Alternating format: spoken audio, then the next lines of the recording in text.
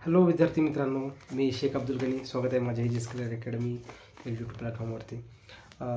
आज तुम्हाला महत्त्वाची माहिती मी सांगण्याचा प्रयत्न करत आहे. मित्रांनो, आज माननीय शिक्षण आयुक्त कार्यालय पुणे आणि महाराष्ट्र परीक्षा परिषद पुणे इथे दोन्ही ठिकाणी भेट दिलो होतो. आपल्या निकालाच्या संदर्भामध्ये असेल किंवा इतर काही महत्त्वाचे मुद्दे होते त्या संदर्भात पाठपुरावा केला होतो. त्या संदर्भामध्ये मी तुम्हाला महत्त्वाची माहिती देण्याचा प्रयत्न करेन. मित्रांनो, व्हिडिओ शेवटपर्यंत पहा. जो गुन्हे असेल चॅनल सबस्क्राईब करा. पुन्हा ऑथेंटिक आणि मी सत्य माहिती देण्याचा प्रयत्न करेन. चला तर सुरुवात करतो. दोन मुद्दे महत्त्वाचे होते की आपला महाराष्ट्र परीक्षा परिषदेच्या अगोदर माहिती सांगणार आहे की महाराष्ट्र राज्य परीक्षा परिषदेला काही दुसऱ्या कामानिमित्त गेला असतो. त्याच्यामध्ये अजून काही दोन मुद्दे तुम्हाला सांगण्याचा प्रयत्न करेन. पहिला आहे की आपला निकाल टेट 3 2025ला जो झालेला आहे तर तो निकाल जो आहे तो महाराष्ट्र राज्य परीक्षा परिषदेकडनं शिक्षण आयुक्त कार्यालयाला आलेला आहे का? तर मित्रांनो, तो हो. काही दिवसाअगोदर आपल्या महाराष्ट्र राज्य परीक्षा परिषदकडचा डाटा जो आहे आपल्या निकालासंदर्भात फायनलाइज्ड होऊन तो जो आहे तो महाराष्ट्र राज्य शिक्षण आयुक्त कार्यालयामध्ये आलेला आहे. ते त्यांनी पाठवलेले आहेत. त्या संदर्भामध्ये आता जे काही शिक्षण आयुक्त कार्यालय निकालाच्या संदर्भामध्ये असेल त्याच्यामध्ये त्या गोष्टी रजिस्ट्रेशन NIC करणं जे पोर्टल आहे, पवित्र पोर्टल म्हणतो, त्याच्यामध्ये ऑटोमॅटिक डाटा जो कॉपी केला जातो त्या संदर्भात आहे. म्हणजे महत्त्वाचा मुद्दा मी तुम्हाला सांगायचं तात्पर्य हेच की मागच्या व्हिडिओमध्ये मी तुम्हाला सांगितलं होतं की अजून डाटा इकडं आलेला नाही. तर आज जेव्हा भेट दिल्यानंतर ही माहिती आपल्याला भेटलेली आहे की आपण महाराष्ट्र राज्य परिषदेकडनं तो डाटा शिक्षण आयुक्त कार्यालयाला आलेला आहे. हा झाला मुद्दा महत्त्वाचा. आता दुसरा मुद्दा आहे, शिक्षण आयुक्त कार्यालयामध्ये गेलो असता काही गोष्टी होत्या, त्या गोष्टी क्लिअर करण्यासाठी मी विनंती करण्यासाठी गेलो होतो. त्या गोष्टी तुम्हाला सांगण्याचा प्रयत्न करेन. महत्त्वाचे मुद्दे आहेत मित्रांनो. महत्त्वाचा मुद्दा की आता ही निकाल लागल्याच्यानंतर म्हणजे डाटा जो आलेला आहे ह्याची प्रोसेस काय, रजिस्ट्रेशनची प्रोसेस काय या संदर्भामध्ये. तर रजिस्ट्रेशनची प्रोसेस मित्रांनो आता तरी शक्यतो थोडंसं उशीर लागेल असं वाटतं, कारण का त्या गोष्टी त्यांनी सुरू केलेल्या आहेत. आचारसंहितेमध्ये खूप अधिकारी यांचे प्रशिक्षण या गोष्टी, त्यामुळे त्या गोष्टी थोडंसं उशीर होईल असं ते सांगत आहेत.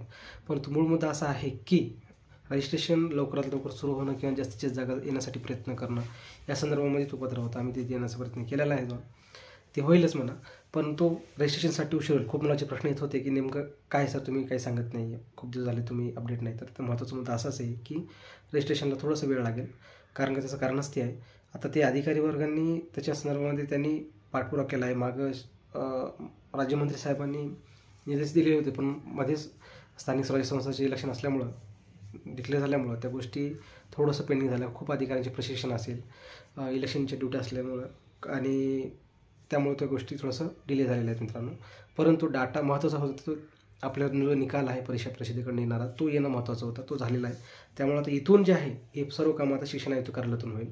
त्यामुळं ते होणं जर लवकर झालं तर त्या गोष्टी होत असतील. भविष्यामध्ये काय की एकच आहे, रजिस्ट्रेशन प्रोसेस सुरू होणं. रजिस्ट्रेशन प्रोसेस सुरू होईलच, परंतु जागा ह्या येण्यासाठी संसमान्यतेचा जो निकष आता आहे संसमान्यता 2025नुसार संसमान्यता कंप्लीट करा म्हणून सांगितलेलं आहे. परंतु त्याच्यामध्ये अजून एक अटकट अशी आहे की मित्रांनो, खूप जिल्हा परिषदच्या रोस्टर कंप्लीट होणं बाकी आहे. ते तुम्हाला मी सांगणारच आहे. माझ्याकडे काही रोस्टरची माहिती आलेली आहे, जागा किती रिक्त, त्या संदर्भात मी तुम्हाला व्हिडिओ टाकतच आहे.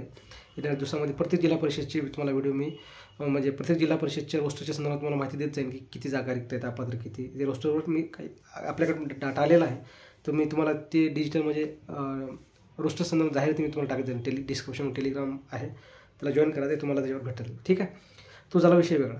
पण आता मूळ मुद्दा काय, शिक्षण आयुक्त कार्यालयामध्ये जेव्हा गेल्याच्या नंतर मी 2-3 मुद्द्यासाठी त्यांना विनंती केलेली आहे. पहिला मुद्दा आहे रजिस्ट्रेशन संदर्भामध्ये लवकरात लवकर जास्ती जागासाठी रोस्टर कंप्लीट करण्यासाठी निर्देशवर त्यांनी निर्देश द्यावं.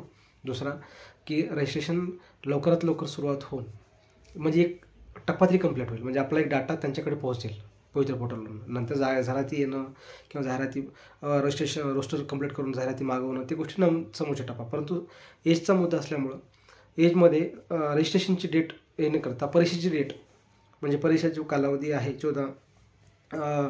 5 जूनला जो पेपर संपलेला शेवटचा ती ग्राह्य धरण्यात यावी. 14 मेपर्यंतची डेट ग्राह्य धरण्यात यावी यासाठी विनंती केली. आता ते शेवटी शासन स्तरावर आणि आयुक्त स्तरावरती काय निर्णय घेतल्यावर पाहावं लागेल, कारण का ते जर डेट नाही ग्राह्य धरली तर मित्रांनो खूप मुलांचा एज बारचा मुद्दा पण असतो आणि ओपन कॅटेगरी हा नियम पण एज बारमध्ये पण खूप असा कॉन्फ्लिक्ट निर्माण करत असतो.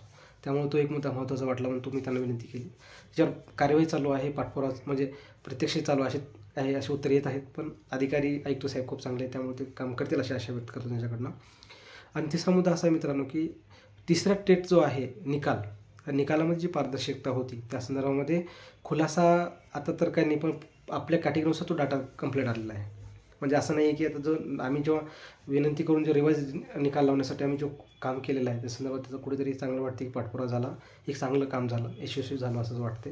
रिवाईज म्हणजे आपली कॅटेगरी आपला प्रवर्ग आपल्या त्यामुळेच लक्षात आलं मित्रांनो. अदरवाईज निकाल गडबड लावण्याच्या चक्करमध्ये खूप काही असं कॉन्फ्लिक्ट, खूप असं काही नुकसान झालेलं होतं त्या संदर्भामध्ये. म्हणजे हे महत्त्वाची मदत मला सांगणं गरजेचं वाटलं म्हणून तुम्हाला सांगितलं. आणि शिक्षण आयुक्त कार्यालयामधनं आता फक्त मेन फॅक्टाचं आहे रजिस्ट्रेशन सुरू होणं, पहिली स्टेप ती आहे. त्याच्यानंतर दुसरी स्टेप आहे रजिस्ट्रेशनच्या नंतरची आहे रोस्टर कंप्लीट, परत त्या जागा पवित्र पोर्टलला येणं, अशा स्टेप आहेत. नंतर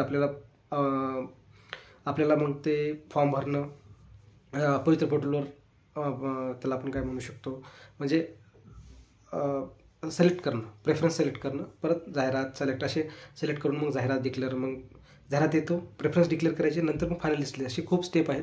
पहिला मुद्दा, सर्वात महत्त्वाचा मुद्दा आहे तो रोस्टर क्लिअर होणार, त्यासंबंधी जिल्हा परिषदकडनं. आता खूप मुलं म्हणतात की सर कंत्राटी शिक्षक भरती होत आहे किंवा संसमानिताचं खूप जागा अतिरिक्त होतात. असं काही नाही, होईल, पण परिणाम होईलच अशातला भाग नाही, खूप परिणाम होईल. परंतु त्याचं एकच कारण आहे की मित्रांनो, आपण काय केलं पाहिजे ते मी तुम्हाला महत्त्व सांगतो. आपण हे केलं पाहिजे की संबंधित ग्रामपंचायतकडनं पत्र घ्यायचं, पंचायत समितीला द्यायचं की आमची शाळा बंद करायची नाही. मग जेव्हा ग्रामपंचायत पत्र पंचायत समितीला जात असते तेव्हा शाळा बंद होत नाही. आणि त्यासाठी प्रेशर एकच करायचं, संबंधित आमदारांचं प्रेशर निर्माण करायचं. त्यामुळे शाळा चालू करणं खूप अवघड आहे, बंद करणं खूप सोपं आहे.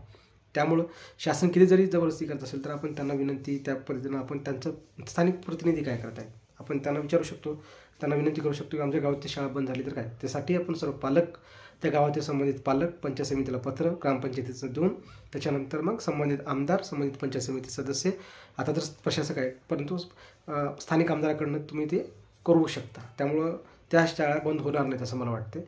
की जरी प्रेशराईज केलं तरी स्थानिक लेवलचं जर रोष असेल तर ते बंद करता येत नाही. असे खूप नियम आहेत, तुम्ही त्या नियमाचा वापर करा जेणेकरून जिल्हा परिषद शाळा बंद होणार नाहीत. जर त्या झाल्या नाही तर जागा आपोआपच येतील.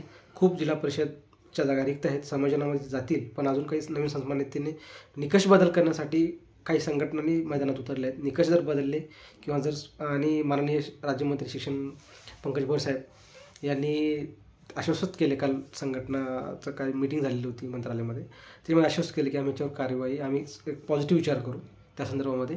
त्यामुळं तुम्ही ते एवढं पॅनिक नका हो. पॅनिक बघा, प्रत्येक गोष्टीला मार्ग आहेत. जर आपण लढलो नाही तर काय खरं नाही. त्यामुळं तुम्ही लढा आणि अदरवाईज मग काय खरं नाही. जागा जर येत नसतील तर काही नाही. त्यामुळे जागा जास्तीत जास्त येण्यासाठी मग कोणकोणते मार्ग काढू शकतो त्याच्यावर तुम्ही डिपेंड आहे, ते करा. तुम्ही नागपूरला आंदोलन आहे त्याच्यात भाग घ्या. भाग होत नसेल तर आर्थिक सहकार्य करा. असे खूप नंतर म्हणजे आपण शासन दरबारी तो मुद्दा तरी नेला पाहिजे ना, अदरवाईज मग काहीच होत नाही. आपण म्हणतो की काय होणार नाही, कोणीतरी लढतोय, कोणीतरी मसी आहे, काहीच होणार येत नाही. स्वतः जोपर्यंत आपण मैदानात उतरत नाही तोपर्यंत आपल्या जिल्ह्याच्या जागा येणार नाहीत. मी तुम्हाला क्लिअर सांगतो, मला फुगून सांगणं, चढून सांगणं मला बिलकुल आवडणार नाही. कारण माझं काही कोणतं दुकान नाही की तुम्हाला मी फुगून सांगणार. सत्य आहे ते, मी पण तुमच्यापैकी एकच आहे, कारण मला पण त्या गोष्टीची जाणीव आहे मित्रांनो.